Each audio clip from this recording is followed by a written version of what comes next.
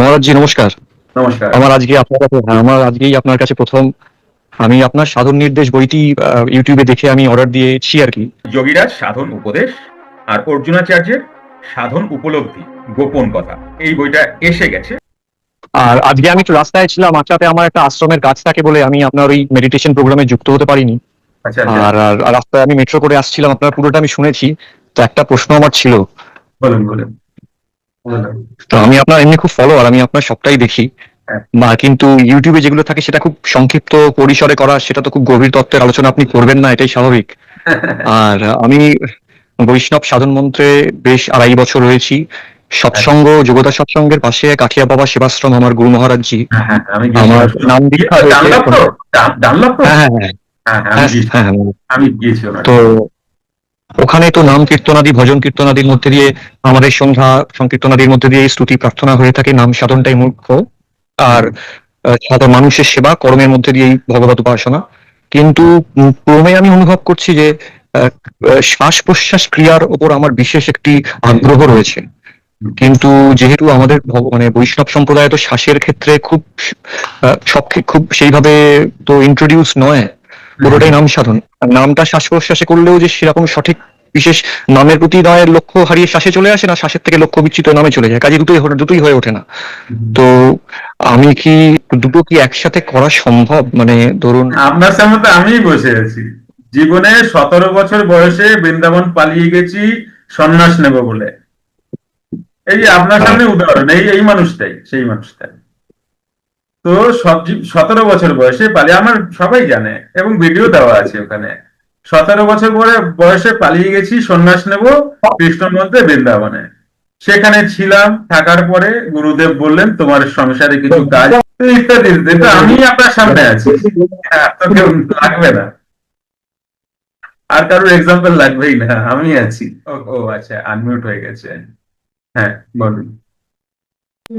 মহারাজজি, নাম সাধনের মধ্যে দিয়ে কি যোগীরাজের কৃপা হলে অনায়াসেই শ্বাস প্রশ্বাসের ক্রিয়াটা সাবলীল হয়ে যায়, নাকি এর জন্য আপনি আমাকে সুযোগ দেবেন আপনার কাছে আসার, বা আপনার এই সিস্টেমের মধ্যে এনরোল করার সুযোগ একটা আমি পেতে পারি? যদিও আমি অন্য একটা সম্প্রদায়ভুক্ত, সে কি আপনি সেই সুযোগ কি আমি পেতে পারি? দেখুন, যোগীরাজ কাউকে না করেননি।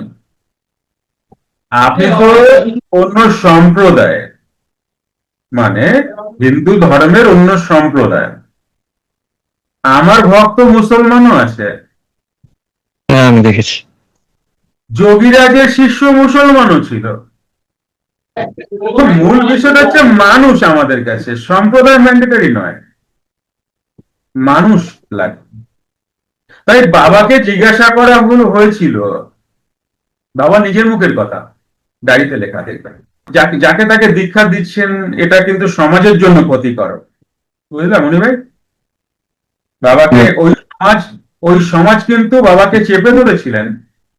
আপনি যাকে তাকে দীক্ষা দিচ্ছেন, এটা সমাজের জন্য ক্ষতিকর। বাবা তখন বললেন, আমি ব্রাহ্মণের মধ্যে চণ্ডাল দেখি, আবার চণ্ডালের মধ্যেও ব্রাহ্মণ দেখি। যাকে বুঝি এটা তার প্রয়োজন, তাকে দেওয়াটা আমার কর্তব্য।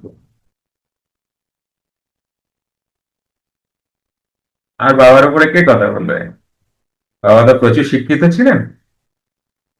এবারে বাবাকে সবাই জানেন। তো তো এই হচ্ছে বিষয়টা। এই নাম্বারে যুক্ত হয়েছিলেন, বইটা হ্যাঁ পেয়েছিলেন, ওই নাম্বারে কথা হ্যাঁ। বলুন, ওরা আপনার ব্যবস্থা করে দেবে। আচ্ছা মহারাজজি, আর একটা প্রশ্ন। আমি সাধারণ মধ্যবিত্ত বাড়ির তো, আমার বাড়িতে আমার ঘরে আমার মা বোনও থাকে। আমি এক জায়গায় শুনেছিলাম, একজন তিনিও এই প্রাণ ক্রিয়ার সাথে যুক্ত, যে এই ক্ষেত্রে একটা ছোট্ট নিরিবিলি একাকী ঘর হলে বোধহয় সুবিধা হয়। আমার তো সেই অবকাশ নেই। আমাকে যদি আপনার সাথে এই ট্রেনে মানে যদি মানে কথা বলতে হয়, তাহলে সকলের সামনেই করতে হবে। হয়তো আমি বাড়ির লোককে একটু বুঝিয়ে দেবো যে যদি কেউ কথা না বলে, তাহলে আমি আপনার সাথে একটু কথা বলতে পারি। সেইভাবে কি আমি এই প্রসেসটা চালাতে পারি? আপনি কালকে ওই নাম্বার একবার কথা বলে ওদের ওদের সাথে কথা বলুন, এই কথাগুলো ওদেরকে বলুন, ওরা আপনাকে বুঝিয়ে বলে দেবে। ঠিক আছে, আচ্ছা আচ্ছা। কি করতে হবে কি করতে হুম। হবে না, কেমন? জয় গুরু, জয় যোগীরা, জয় গুরু ভগবান। যুক্ত ক্রিয়াযোগ, সুষুম্না অন্তর্মুখী প্রাণায়াম, সম্ভাবী মহামুদ্রা, কপালভাতি শিখতে চাইছেন? প্রতি সপ্তাহে মঙ্গল, বুধ ও বৃহস্পতিবার রাত 8টা থেকে 9টা অবধি জুম অনলাইনে নিজের বাড়ি বসেই শিখতে পারবেন। যোগাযোগ জ্ঞানী গুরু কমিউনিটি। Phone number 9903680146।